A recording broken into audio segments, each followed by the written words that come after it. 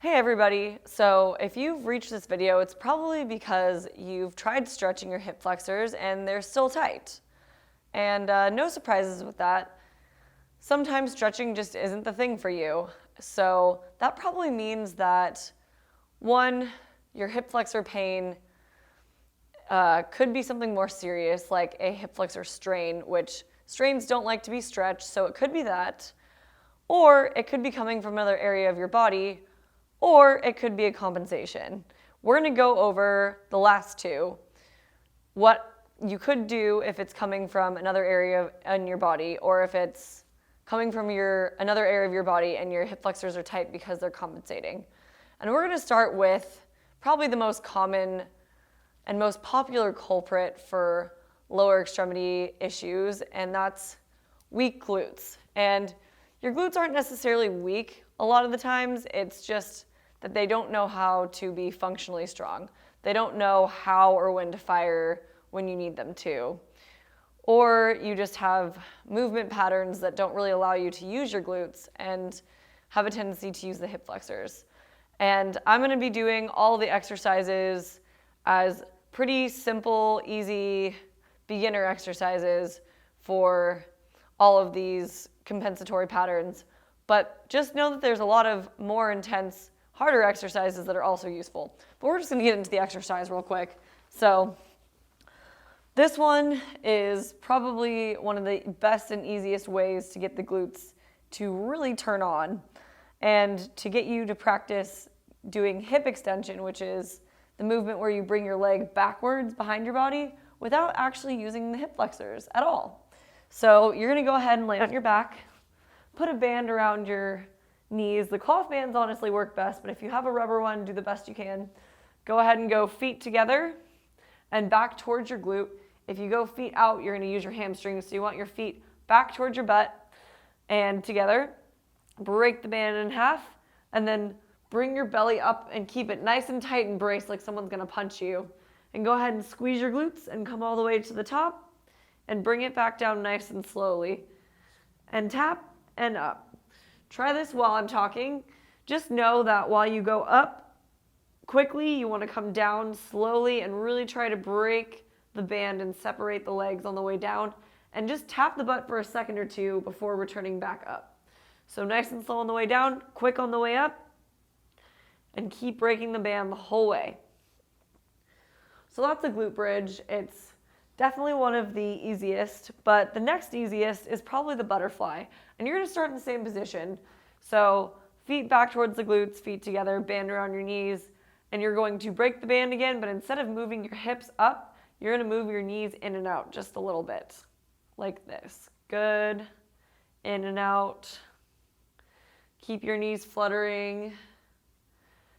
And try to make sure your knees don't come all the way in like this. Try to keep them on the outside and just make small little movements, just like the flap of a butterfly wing.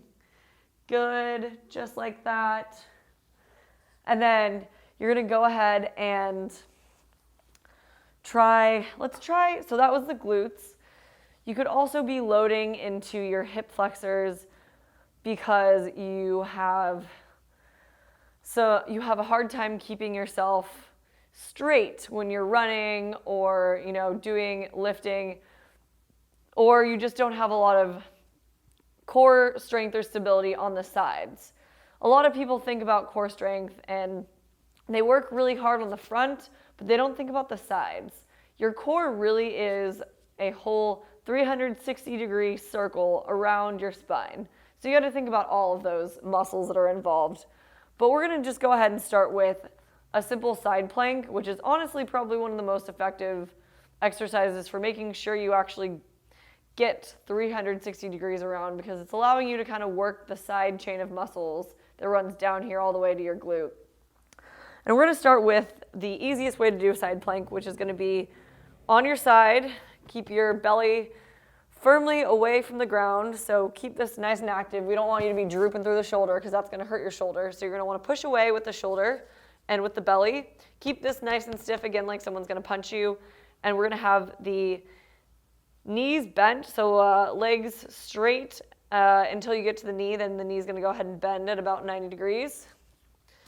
and you're going to go ahead and bring the knee up, or bring the hips up away with the knee, hold, and then come back down. If that's too easy for you, you're going to go ahead and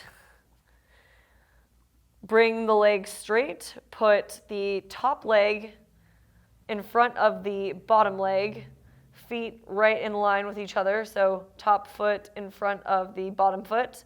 Press the bottom foot into the ground, come on up, and hold. Now, if you're somebody who needs a medium exercise that's in between just sitting here and holding for 30 to 45 seconds, or doing the side plank off your knees, you can go ahead and hold for 5 seconds, tap the hips, and come back up. It'll give your glutes a little extra zest too. So this is a good one. Hold, and make sure to go ahead and try to bring your hips forward a little bit so you're not loading into the back. Keep a nice neutral spine. So the side plank is a good one for the core, and then also you can go ahead and do what we like to call crossover rolling exercise, which is good for making sure that you can handle rotational movements through the core. So you're going to go on your back, feet and knees up in the air. One elbow is going to be down on the side like a kickstand, like so. The opposite side hand is going to go on the opposite side knee. So we're going to be pressing on this knee here in the front with the hand, belly nice and braced like someone's going to punch you. Always a good idea to practice that bracing. And you're going to go ahead and push your knee so that you roll to the ground, hold, and then press the knee into the hand to come on up to upright.